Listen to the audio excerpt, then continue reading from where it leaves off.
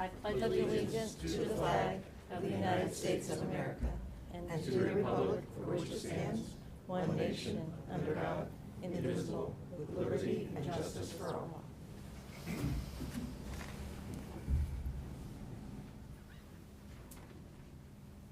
Thank you. Now I think we're on. Jackie, can you please call the roll? Mayor Evans, Here. Vice Mayor Parrish, Here. Mr. Velardo, Here. Mr. Price, Here. Mr. Thompson, Here. Ms. Cooper, Here. Ms. Chamberlain. Here. All right, that takes us to Planning Commission interviews, which number one, we're so excited to have so many people put their name in the hat because sometimes we don't get enough participation, so we're excited for that. We're basically going to give each of you a chance to come up to the mic and state your name and anything you want us to know about you. So I don't know if who would like to go first. We could go in order. Isn't it Nicholas Burr? Do you want to go first? Welcome. Not kill you guys with the mic. Hello, my name's Nick Burr. I live on 431 Garfield. I moved into Milford back in 2019. Previously, I had rented on Riverside for 3 years from 2012 to 2015. I've kind of been decently involved in the Planning Commission. I'm usually on this side of the podium a lot, especially with the development going on right next door to me and kind of down the street. Really got engaged at that point, trying to understand how Planning Commission operates and how it can better integrate with our community and how we can kind of strive for a singular path forward that kind of balances out what developments kind of needs to happen with the city, but also what the community is really looking for and some of their pain points with the development, especially up and around Old Milford and that transition between the business district and residential. Probably one of the big things I think I've done from the community side is once the Red Knot development kind of came about and they're having their early meetings and into Planning Commission, actually had a group meeting with the kind of the immediate neighbors and kind of broader scope of South Milford, asking like, hey, we're trying to put 15 houses here. What do we need to do? What do we want to see different? Like, this is our opportunity to like kind of have a combined voice and have impact and change. And we ended up walking through the property and like identifying, hey, these are where the houses are going, and kind of came up with a bullet list of like, well, these are the 3 things we really want to change, right? First bullet was they had that, I don't know if anyone remembers, they had a house 15 feet off of Garfield, right? So you drive up and down Garfield, there's 40 plus feet setback on every other house up that street. So it was like, well, this one's really going to be an eyesore. So from there, I actually went through and read almost page front to back of the ordinances to see like, what can we do with that? There was this little minute detail in there that says, well, if you have like a thoroughfare, the min setback is 50 feet. So we were able to like use that and go in and say, hey, the community's asking to do this. The ordinance says this is the rule. So we're getting a variance on the square footage of the lots, but can we at least maintain the street setbacks in that type of application? So kind of from there is like, hey, I just getting more engaged in the community and bring the community into planning and kind of getting out of this mindset of, well, let's just go and complain and talk about it in circles, but how do we actually make improvements? So that kind of gave me the itch. Really try to be involved when I can, and this just seemed like a good opportunity to step up and kind of grow with that engagement they already have. So. All right, thank you very much. Any questions?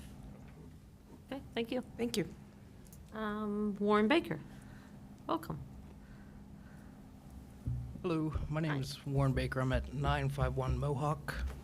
Currently, I work for the city of Cincinnati full-time, so I track all the city's capital budget and capital assets, railroads. And along with that, I do try to reconcile city easements and city land sales against what the county has on their books. So that's kind of the piece of this whole planning side that I've touched. And in doing that, I've just learned a lot in the few years that I've been with the city. And I just obviously wasn't able to do anything with their planning commission because I'm not a resident. So I figured I would come to this when I saw the posting. And does anybody have any questions? So I have a question. Yeah. What would you see as the most pressing challenge or opportunity in our city regarding land use or infrastructure or sustainability? I think this goes for every city. So what's best for the city as an entity isn't always what's best for the people that live in the city. I think we can all agree on that. So just getting that fine balance between, you know, is this too much commercial? Is this too much residential? Are we going to take away from that old Milford feeling by letting too much of the commercial side come in? Thank you. All right, thank you. And James Brockman, welcome. Good evening. Evening. I'm Jim Brockman. I'm new resident to Milford. Been here about 2 years. I live up on High Street in one of the only 2 of the 4 houses that are finished. I built that about 2 years ago with my next door neighbors who are good friends of ours who moved here from Indian Hill. I'm originally from Anderson Township. Moved there when I was in kindergarten and was out there until we moved here to Milford. I'm a lawyer. I've been practicing law for over 40 years with the same law firm. Married for over 38 years, so I guess inertia is one of my good traits. I'm interested in being on the Planning Commission because I want to give to the community, help make decisions about the growth of the city, and I think I'm well suited to that. I do have a little experience in working with planning commissions, but more importantly, I'm analytical. I am a trial lawyer. I try cases for a living. I've probably tried as many cases as anybody in the city of Cincinnati and Claremont County. I think Brian knows me, probably knows my reputation. Hopefully he won't tell you my reputation, but Not without a release. I do pride myself on digging deep into all the issues I get involved in, and I'm familiar with zoning codes, and I'm also very familiar with a little bit of what you can and can't do and what you got to be careful of, and working on trying to make a community grow and grow according to the Planning Commission and the zoning codes and the regulations and the law, which is part of that, and also in trying to work out deals with people and help people understand what is going on. Right now, I was chosen as an arbitrator in a case involving, believe it or not, home construction. It's the 10th day of the hearing. I take pride on being picked by other lawyers for my objectivity, my fairness, and my ability to apply the law to the facts as I see them. So that's what I think I can bring as an extra voice and a new voice to the community. I've been here for forever. I'm a Rocket High grad. I had friends of mine who lived here in Milford, and so I'm generally familiar with the community, but just moved here 2 years ago, and I'm willing to try and contribute and help the city grow and grow in a way it wants to. Any questions? I just, I assume your experience comes from the legal side of Correct. dealing with both zoning and planning. But also, as a newer resident of Milford, and welcome, first of all, you know, but it's kind of the same question that Kim asked. I mean, how do you've seen what Milford is, was and what it's becoming and what it, as it continues to grow. As being on planning, how do you see your role in that? Well, the first thing I think you have to do is look at any kind of plan that comes up and see, first of all, if it meets the letter of the codes. Does this fit within this community, within those parameters? And then, even if it does, there are many voices to be heard about what needs to be done, what people would like to be done, and what can be done. And you've got to take that all into consideration. There's always differences of opinion. It's very seldom you get something being unanimous. That's just the way things are, and everybody agrees to it. But you also have to be cognizant of the fact that even though it might not fit a plan, so to speak, not the written plan, but somebody's desire, can you do something to avoid it? I was involved in litigation years ago north of Dayton. Somebody came in and wanted to put in one of the big box stores at what that community thought was its prime location. That city denied the zoning application. And they didn't deny it for a reason under the code, under their regulations. They didn't realize they couldn't do that. They got sued. I ended up being their lawyer. We worked it out eventually. Because if you're going to deny somebody something, you can't do it on, which is this community said, this is our prime piece of real estate for the city. We don't want a big box store there. They wanted something else, but I said, that's not enough. You can't decide you don't want whatever it was. I forget which kind of store it was. You can't say you don't want a Kmart or a Walmart or whatever. You want to have, I don't know, JCPenney or somebody. You can't do that. They didn't know. And I helped them get past all of that without spending a lot of their time, effort, and money and being bothered. But that's what I think I could bring to the table as being a member. Besides that, my other abilities, I'm analytical. I'm used to doing this stuff. I do it for a living. I've been doing it for over 40 years.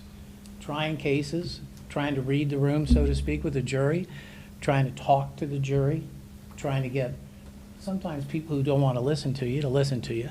Quite often it's my opponent, sometimes it's the judge, but that's just the way it is. And you have to be fearless to be able to speak your mind, and you have to be able to be willing to tell people yay or nay based on what the law is, the regulations are, and the application to it. And maybe even suggest to them, if appropriate, maybe if you tweaked it this way, it might work, and let them know that. I think that's what my strengths are and what I could bring, even though I am admittedly new to the city. Any other questions? I'm used to handling questions. Normally from somebody that can put me in jail. Well, thank you very much. All right, thank you. And Ben Redmond.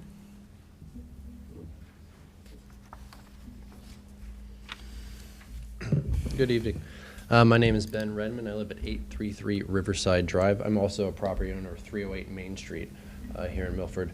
My interest for wanting to be on the Planning Commission is two main reasons. One is of service, really continue to be of service for the community of Milford.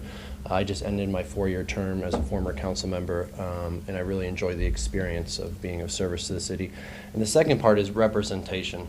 I think Planning Commission is not only just there to enforce the code and stuff, but to represent the citizens in the community, what people have said. Some of the other applicants just said the same thing too, kind of just taking the voice of the community and the ideas that you hear and trying to adhere to what some of the things that developers want and residents want. And I know from firsthand experience that planning decisions, they have effects on the lives and businesses here. So kind of want to really do that. Also, it's fresh in my mind, kind of the city's plan after serving on the council for the last 4 years, kind of the direction the city's going and ideas, and I'd like to continue to help support that on Planning Commission. I'd also like to just second kind of side, it's really nice too what the mayor said about all the people wanting to participate. I think council, any of the people who just were up, if you chose, would make an excellent addition to Planning Commission. So I just wanted to second that. Nothing really much more than offer. Like I said, the big thing is being of service and then helping to represent the community, both the business interests as well as the citizen interests. And I think I can do that while having being a business owner on Main Street and also being a resident within the city. Any questions? All right, thank you, Ben. Thank you.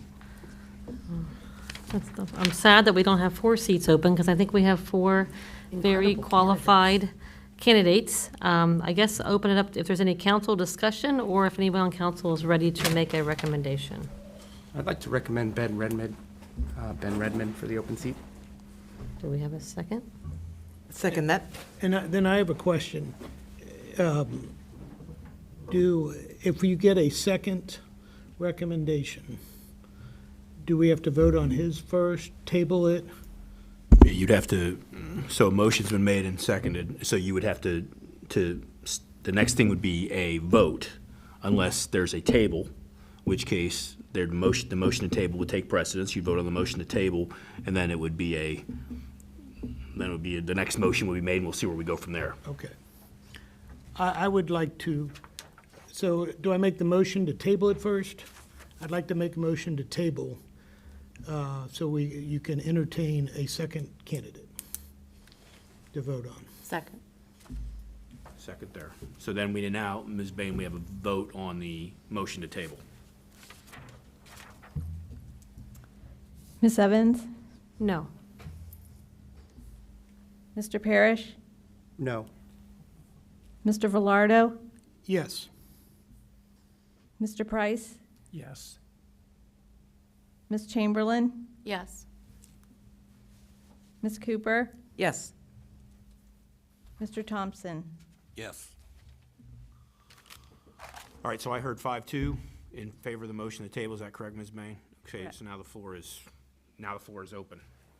And again, I think we have some great candidates. It is incredible that we have such talented people living in this community. So I applaud you all for that, first of all. But I would be remiss if I didn't think that James Brockman has a great knowledge and understanding and can really bring a great asset to the Planning Commission also. And I'd like to make that motion for Mr. Brockman.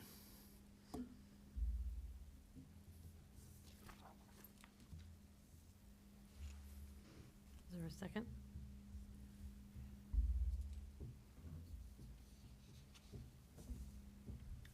So if there's no second, then that motion would fail for a lack of a second, and then the floor is open again. So do we have another nomination?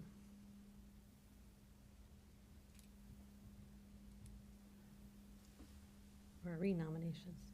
So then we could Yes. right? I would Nominate like anybody. to make a motion to renominate Ben Redmond for the open seat. I second.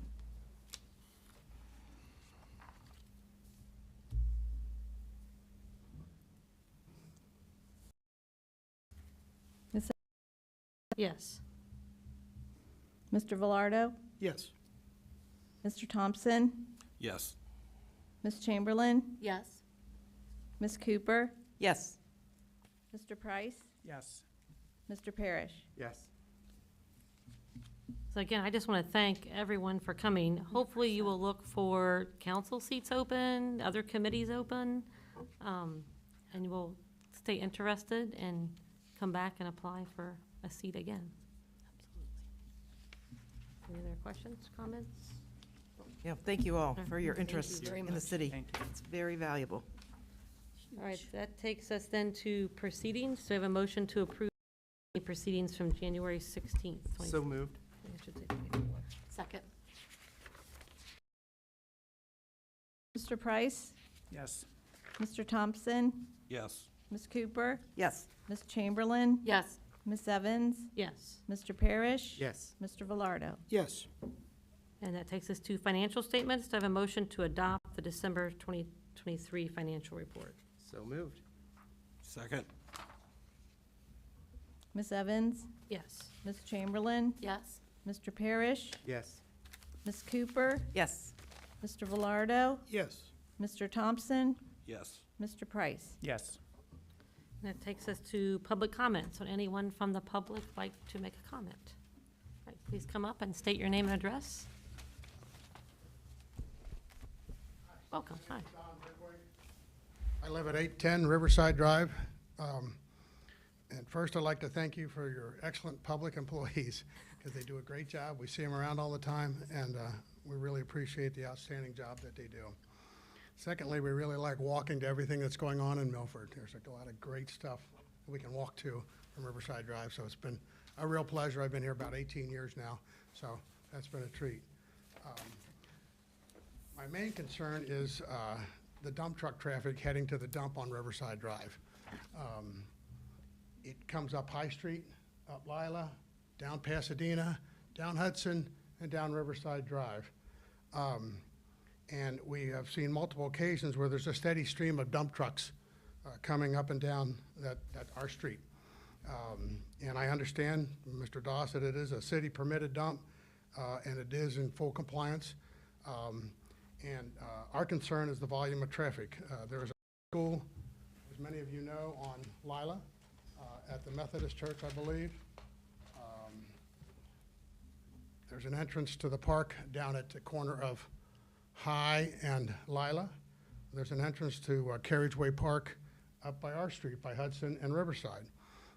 There's some lack of sidewalks on Riverside Drive. And so I brought a couple of pictures of some of what we're seeing. If you would like to see some of the, Sure. Ma'am. You can, Yeah, yeah, feel pass free them to around. pass them around, yeah.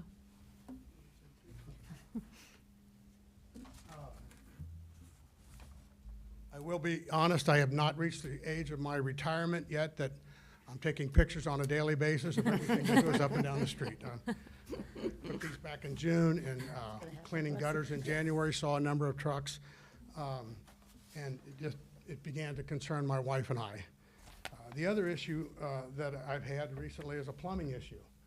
And we've had roots in our plumbing, and so we had to have a plumber come out, get the roots out, great. They run a camera down there, and when it gets to the edge of the street, it says there's.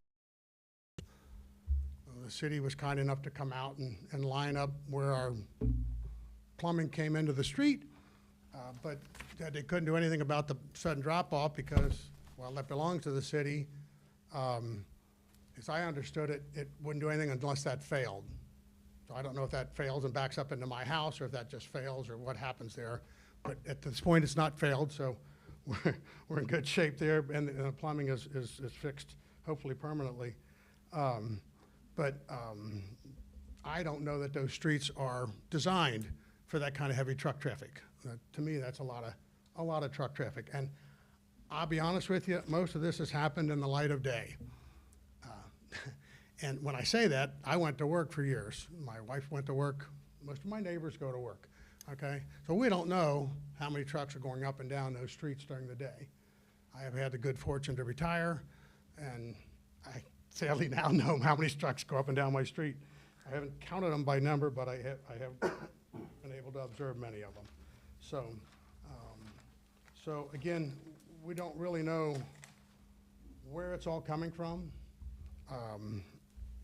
We know the new park was a big contributor to it when they cleaned out the dirt from that park. Again, I don't have any control over it, so it's just a big concern of ours because frequently we'll see parents, strollers, kids walking to the Carriageway Park, especially during the day, morning, when their kids are in school and they're taking the toddlers down there to swing on the swings, what have you. Lots of people walking their dogs in that part of the neighborhood, and the lack of some of those areas is also a concern of ours. So my question would be, is there something that can be done about the dump on Riverside Drive? It just seems kind of excessive and an inappropriate place for a dump. So thank you very much for your time. Thank you. Is that at the end where the curve is? Yeah, so just a comment, there's a WMSC permit that this individual has applied for. Our engineering firm with Kleinger's reviews that before they issue that permit and sign off on that. They went out and inspected that because we have had complaints about that, and they are finding that it's in compliance. The gentleman that's using that is actually preserving the river bank there. I know in my email to you it mentioned that certainly your concerns we would take under advisement when they go to reissue a WMSC permit and look at that. But as of right now, the determination by our engineering firm is that they're in compliance. I'm not aware of the open pipe issue, so I apologize. It's not open, but it's not an open pipe. It's just a sewer pipe that runs out into your tap. But I will check into that. As far as heavy truck traffic, I'll have to yield to Chief Mills on that. There's pictures of dump trucks. I don't know if there's anything from a traffic enforcement standpoint. But as Is there a far way to as send them down maybe Forest Avenue or send them down Center Street? I'd yield to Chief Mills on that. Maybe those streets are better designed for that kind of traffic. I don't know. But as far as the WMSC, we've investigated that, and he's in compliance with what was issued to him. Is there a time frame? You said that whenever I think it's every 12 months. every 12 months? And when would that be up for review, do you know? I want to say it's coming up, but I'll certainly check on that. But, we have been engaged in emails back and forth. Thank you, and thank you for Trying to give you responding to my that comments. information as much as I can as far as compliance is concerned. But I appreciate that. I do know that it's obviously a concern of yours and that we've had some complaints, especially in the last several months, from other residents on Riverside with that as well. When I began to look at it coming up Lila, down Pasadena, down Hudson, and over Riverside. It seems like it's passing a lot of residential neighborhoods now. I realize, I'll be honest with you, Forest and Center don't give you much of a break. But hey, I'd rather see it over there than on my street, which I'm sure many people would say I'd rather see it on Riverside. So, but thank you very much for your time. Thank you. Anybody else thoughts or comments about that? Well, and maybe the routes vary, and sometimes they go on Forest, and sometimes, maybe. I don't know, or how you regulate that or dictate that, but just, that might help for the time being. Yeah, it does pass by my house. I do notice that some days it's more than, it's not consistent. It's, Yeah, some days are heavier some than days are others. heavier than others, so. And for how long is this project? I know it's every 12 months but at what point is the end of the project? I don't know. He's been issued this permit successfully for many, many years. I think it actually even predates myself and my tenure here. So he's been doing this for a while. I think it's actually picked up quite a bit, it seems, or the visibility, the complaint. I don't know. I assume the more complaints we received in the last 6 months, it probably has increased the volume of the dumping there, I assume. Yeah, I've But noticed he's it been doing going it for a up. while. And then who validates whatever he's dumping there is the appropriate material that he's allowed to dump there? Well, in this case, when we received the complaint, Kleinger's went out and took a look at the material that he was putting out there. And he also has to note that in his permit. Okay. Great, Thanks for your What was it? concern. MSC, what does that stand for? Water sewer management What entity? certification. Okay. What What, entity? yeah, like when you say would they get a permit, is that not from the city, but It's from the It's city. from the It's city, from the but it's city. under, okay. Correct. Okay. All right, any other comments from the public? Okay. All right, thank you. That takes us to standing committee reports, Safety Services. Mr. Velardo. All right, thank you, Mayor. The meeting on January 25th, 2024 was called to order at 4 p.m. Myself, Brad Price, and Lisa Evans were present, along with staff of Michael Doss, Police Chief Jamie Mills, and Executive Assistant Jackie Bain, and we've had a visitor, Becky Linsner. First order of business to appoint a chairperson. Ms. Evans made a motion to appoint myself as committee chairperson, second by Mr. Price. All voted yes. Proceedings, Ms. Evans made a motion to approve the August 29th, 2023 Safety Services Committee. Mr. Price seconded. All voted yes. And then we went into discussion to purchase 2 cruisers and then the upfitting of both those units.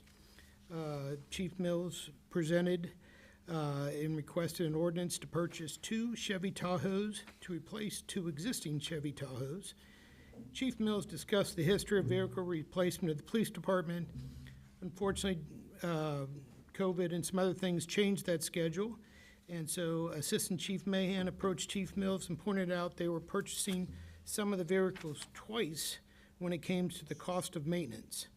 They reviewed the replacement schedule and decided that it made more sense to purchase 2 cruisers a year instead of 1.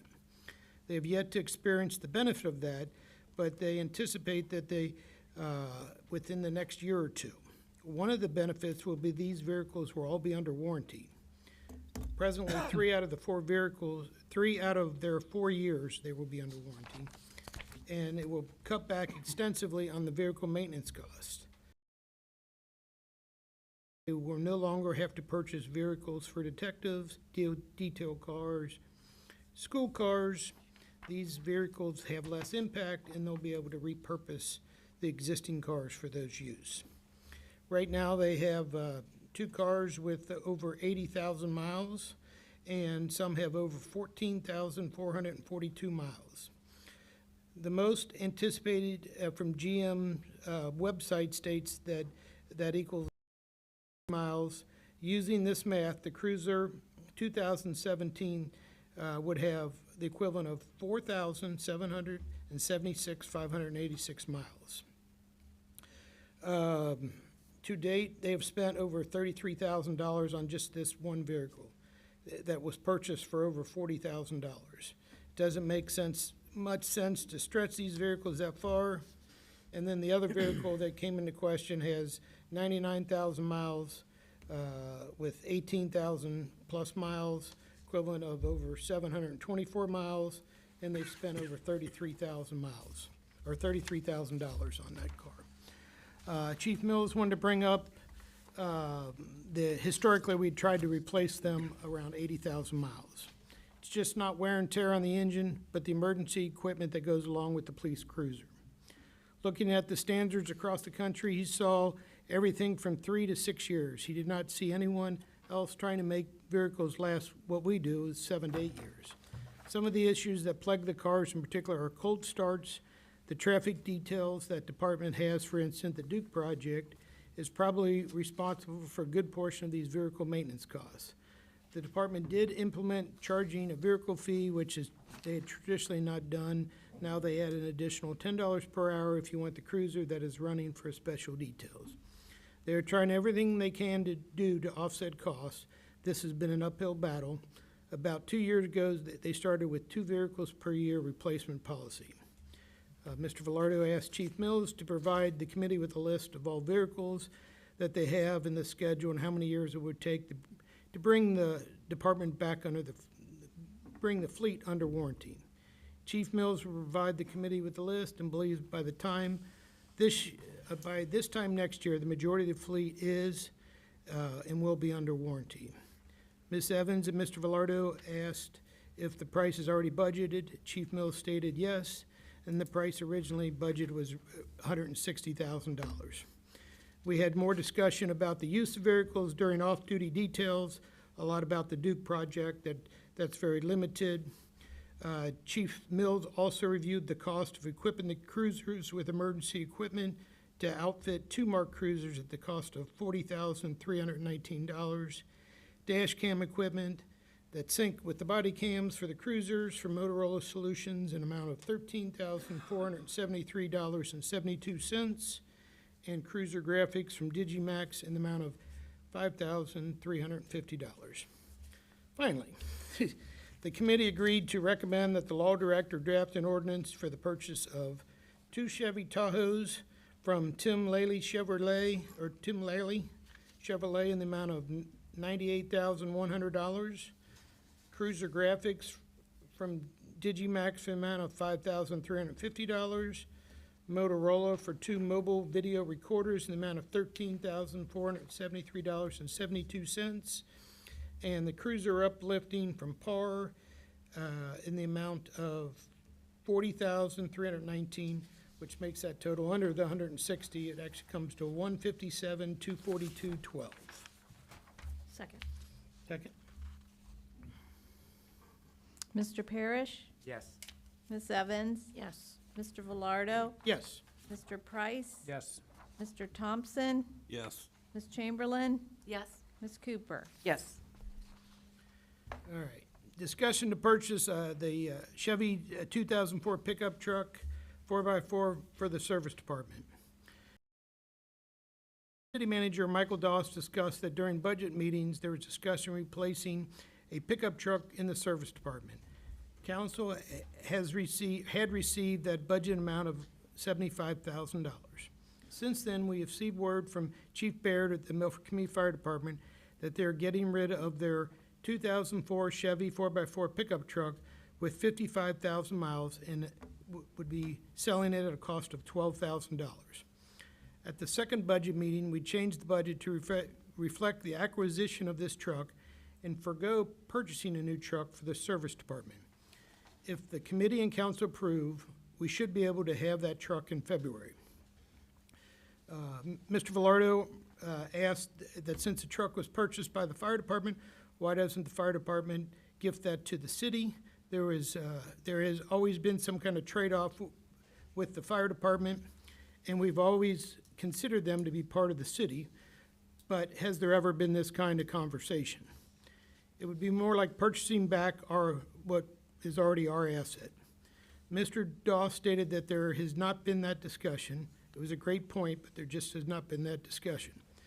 Ms. Evans stated that they could have sold it to someone else and received more money for the truck. Mr. Velardo said that it is a great price, but conversely, they could repurpose something we had and we would allow them to use it. It's certainly worth a conversation. The committee agreed to recommend that the law director draft an ordinance for the purchase of a Chevy 4x4 pickup truck from the Milford Community Fire Department for the amount of $12,000. Second. Ms. Chamberlain? Yes. Ms. Cooper? Yes. Mr. Thompson? Yes. Mr. Price? Yes. Mr. Velardo? Yes. Mr. Parrish? Yes. Ms. Evans? Yes. Mr. Velardo discussed correspondence that he received regarding a sewer connection in the alley at 13 Laurel, that this information may need to go before Public Services Committee, but bringing it up during the Safety Service Committee since it's somewhat time sensitive. This information, it was forwarded to City Manager Michael Doss since it is a potential issue. Becky Linzer, resident of Cleveland, came and spoke to the people about traffic on South Milford Road and the speed. And then there was some swiping and removing a side mirror from a parked car.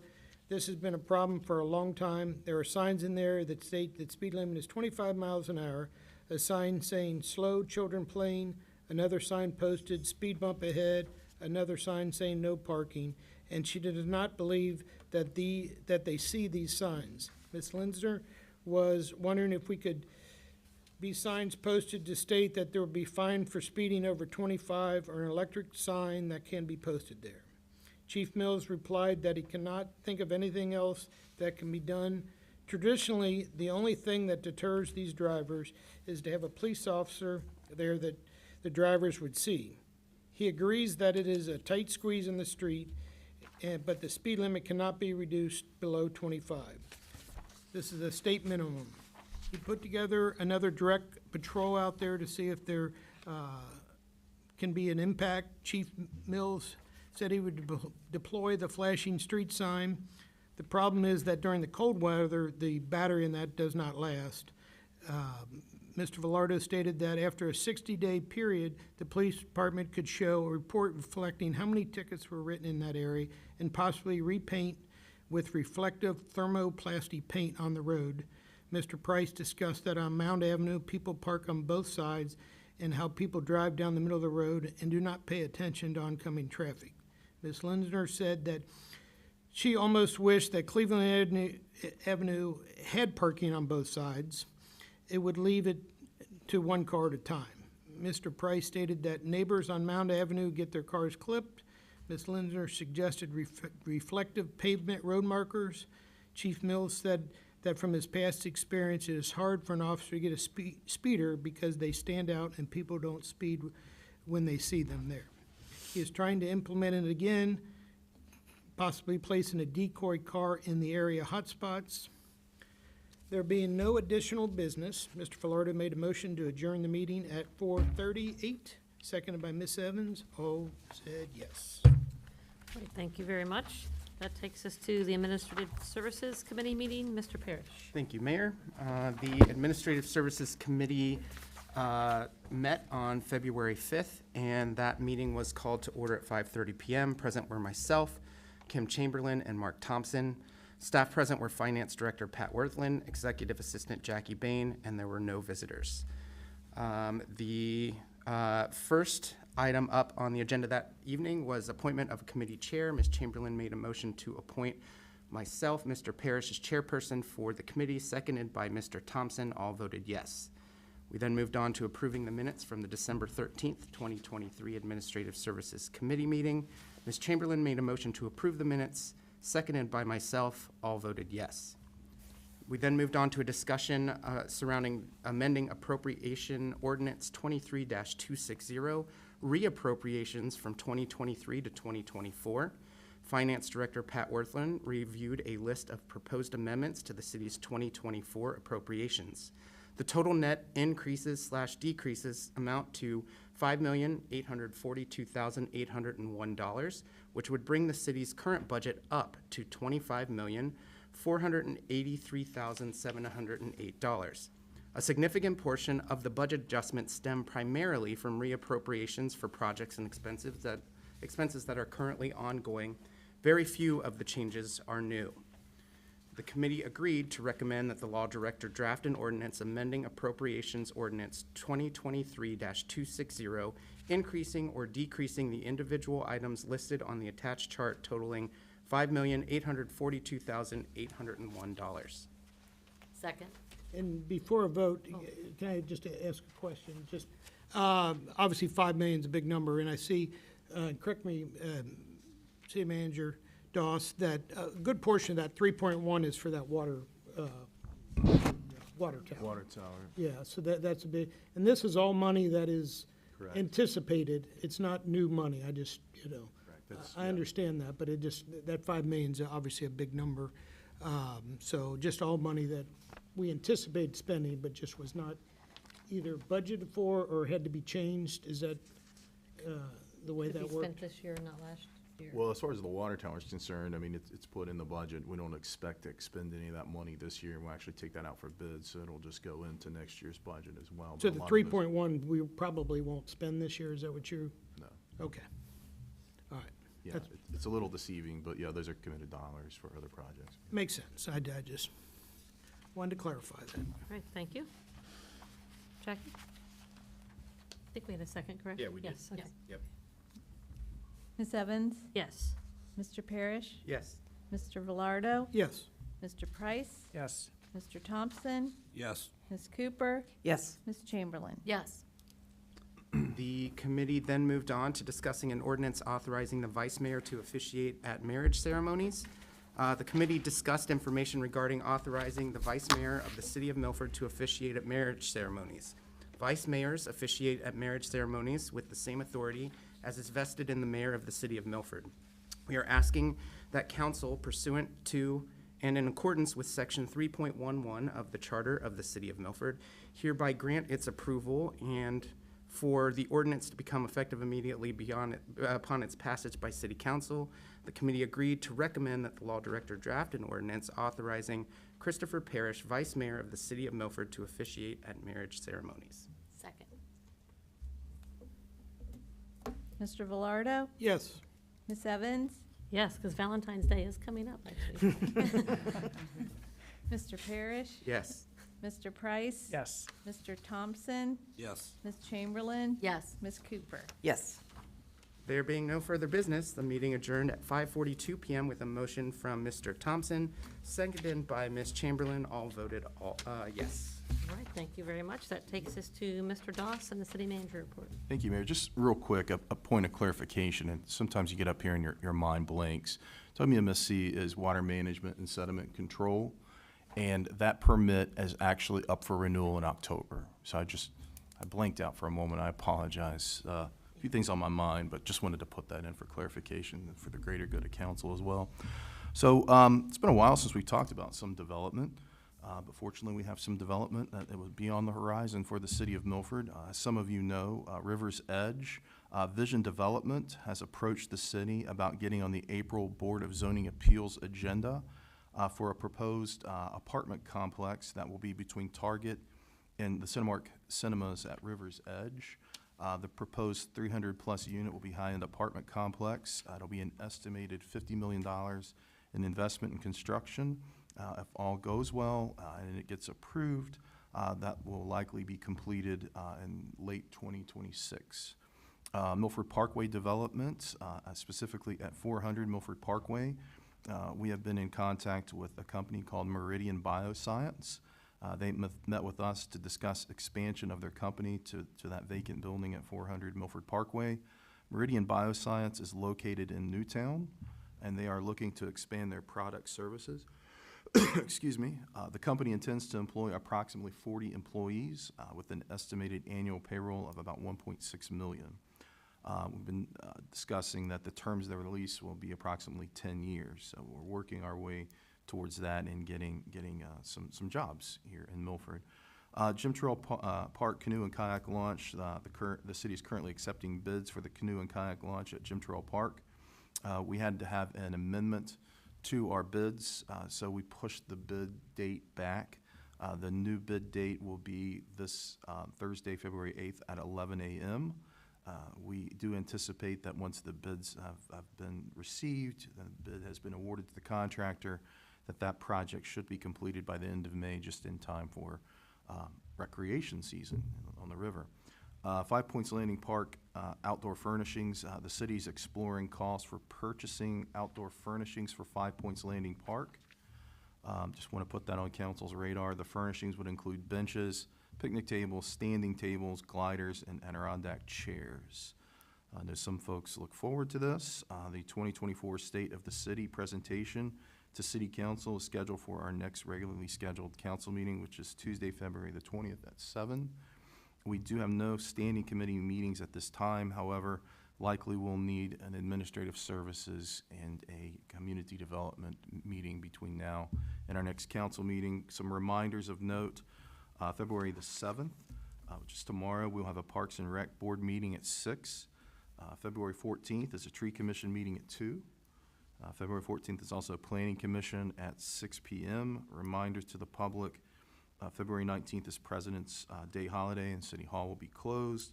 And then as mentioned, our next regularly scheduled City Council meeting is February the 20th at 7. All right, thank you. A lot of good news in that report. That takes us to Chief Mills and the police report.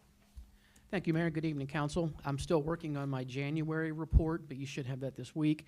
Also still putting together the 2023 annual report, which I look forward to presenting to you at, I believe, the first council meeting in March. So a lot of good stuff coming together. I'll have that ready for you. We're moving the annual awards ceremony to May because that falls in line with Police Memorial Week. So a little bit of break in there between the State of the PD and the awards ceremony this year. Okay, And if you have any questions? All right, thank you. thank you. That takes us to Chief Baird, Fire and EMS report.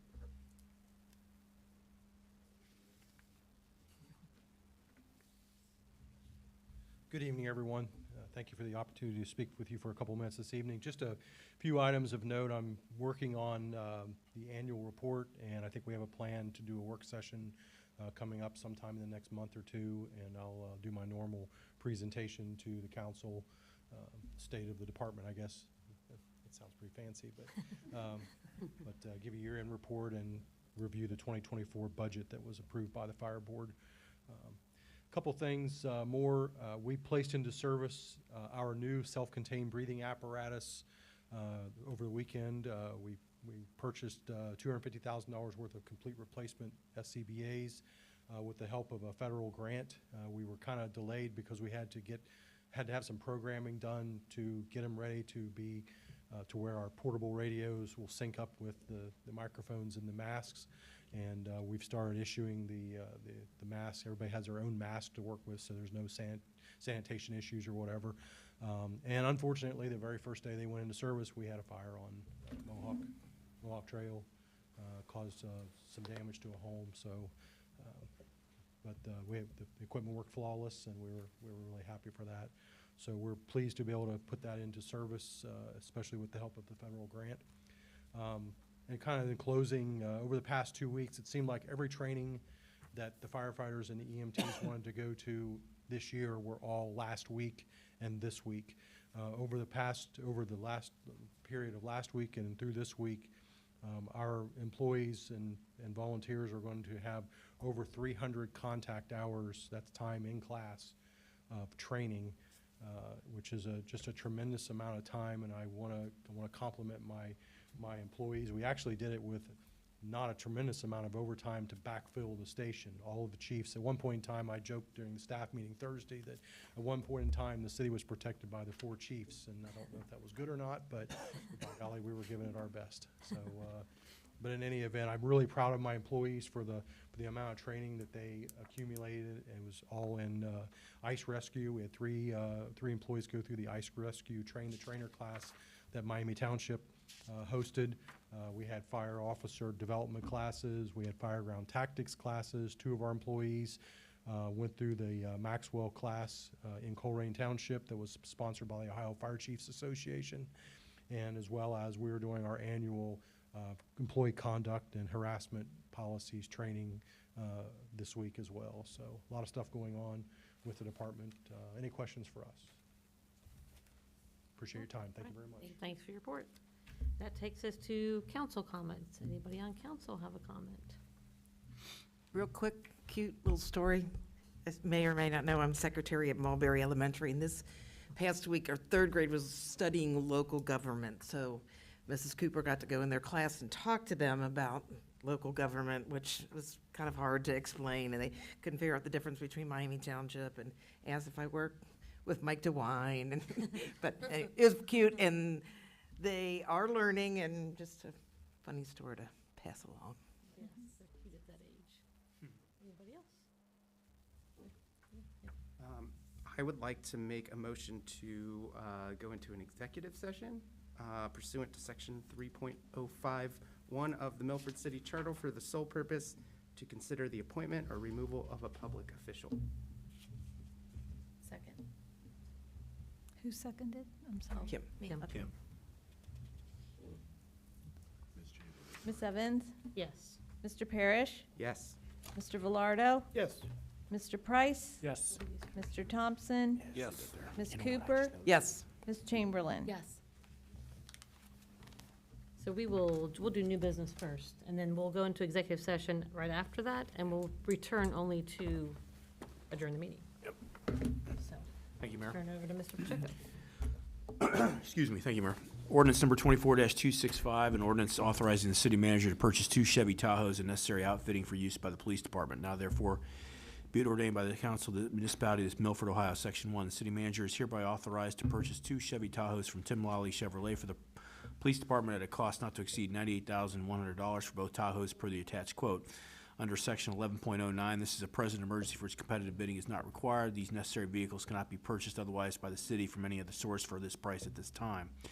Nevertheless, in council's judgment, these quotes offer the best and most responsive prices to the city, considering quality, service, price, reputation, and past performances, financial condition, and because this is the only way the city can purchase these necessary Tahoes at the soonest possible time. These quotes are fully incorporated by reference under and in accordance with Section 12.03 of the Milford City Charter. To outfit these Tahoes for police use, the city manager is further authorized to purchase cruiser graphics from Digimax for $55,350, 2 mobile video recorders from Motorola Solutions for $13,473.72, and general police cruiser upfitting from PAR Public Safety Equipment for $40,319. Section 2, under and in accordance with Sections 12.05 and 12.07 of the Milford City Charter, this ordinance shall become effective immediately upon its passage by City Council. Motion to suspend the rules and read by title only. Second. Ms. Chamberlain? Yes. Ms. Evans? Yes. Mr. Parrish? Yes. Ms. Cooper? Yes. Mr. Velardo? Yes. Mr. Thompson? Yes. Mr. Price? Yes. Ordinance number 24-265, an ordinance authorizing the city manager to purchase 2 Chevy Tahoes and necessary outfitting for use by the police department. Thank you. Motion to adopt. Second. Ms. Chamberlain? Yes. Ms. Cooper? Yes. Mr. Thompson? Yes. Mr. Price? Yes. Ms. Evans? Yes. Mr. Parrish? Yes. Mr. Velardo? Yes. Ordinance number 24-266, an ordinance authorizing city manager to purchase Chevy 2004 pickup truck 4x4 for the service department at a cost not to exceed $12,000. Now therefore be it ordained by the council of the municipality of Milford, Ohio, Section 1. The city manager is hereby authorized to purchase a Chevy 2004 pickup truck 4x4 for the service department at a cost not to exceed $12,000 from the Milford Community Fire Department. The quote is fully incorporated by reference under and in accordance with Section 12.03 of the Milford City Charter. Section 2, under and in accordance with Sections 12.05 and 12.07 of the Milford City Charter. This ordinance shall become effective immediately upon its passage by City Council. Motion to suspend the rules and read by title only. Second. Ms. Evans? Yes. Mr. Parrish? Yes. Mr. Velardo? Yes. Mr. Thompson? Yes. Ms. Cooper? Yes. Mr. Price? Yes. Ms. Chamberlain? Yes. Ordinance number 24-266, an ordinance authorizing city manager to purchase Chevy 2004 pickup truck 4x4 for the service department at a cost not to exceed $12,000. Motion to adopt. Second. Ms. Evans? Yes. Mr. Parrish? Yes. Mr. Velardo? Yes. Mr. Price? Yes. Mr. Thompson? Yes. Ms. Cooper? Yes. Ms. Chamberlain? Yes. Ordinance number 24-267, an ordinance amending appropriation ordinance 2023-260. Now therefore be it ordained by the Council of the Municipality of Milford, Ohio, Section 1. The Council of the City of Milford hereby authorizes the City Finance Director to amend appropriation ordinance 2023-260 by increasing or decreasing the individual items as set forth and listed on the chart attached here to and fully incorporated herein as provided in Section 12.03 of the Milford City Charter. Said amendments total $5,842,801. Section 2, under and in accordance with sections 11.05 and 12.9 of the Milford City Charter, this ordinance requires only one reading and shall become effective immediately upon its passage by City Council. Motion to adopt. Second. Ms. Evans? Yes. Ms. Chamberlain? Yes. Ms. Cooper? Yes. Mr. Parrish? Yes. Mr. Velardo? Yes. Mr. Price? Yes. Mr. Thompson? Yes. Ordinance number 24-268, an ordinance authorizing the vice mayor to officiate at marriage ceremonies. Now therefore be it ordained by the council of the municipality of Milford, Ohio. Section 1, the mayor of the city of Milford, Lisa Evans, hereby expressly directs that Christopher Parrish, vice mayor of the city of Milford, may perform marriages and officiate at marriage ceremonies with the same authority as is vested in the mayor of the city of Milford. Section 2, this council of the city of Milford, pursuant to and in accordance with section 3.1 of the charter of the city of Milford, hereby grants its approval. Section 3, pursuant to and in accordance with sections 12.05 and 12.07 of the Milford City Charter, this ordinance shall become effective immediately upon its passage by City Council. Motion to suspend the rules and read by title only. Second. Ms. Chamberlain? Yes. Ms. Evans? Yes. Mr. Parrish? Yes. Mr. Price? Yes. Mr. Thompson? Yes. Mr. Velardo? Yes. Ms. Cooper? Yes. Sorry. Ordinance number 24-268, an ordinance authorizing the vice mayor to officiate at marriage ceremonies. Motion to adopt. Second. Ms. Chamberlain? Yes. Ms. Cooper? Yes. Mr. Thompson? Yes. Mr. Price? Yes. Mr. Velardo? Yes. Mr. Parrish? Yes. Ms. Evans? Yes. And Mayor, that ends my cure for insomnia reading legislation into the record Okay. for tonight. Thank For you. tonight? Yes. All right, Only well, for tonight. Thank you. Thank you. Another quick reminder, since it is Valentine's Day next week, just remember that we have lots of wonderful shops and restaurants in downtown Milford that you could take your Valentine to or buy them a nice gift. So remember that. So I guess we will go into executive session and then return again only to adjourn the meeting. Thank you all for coming.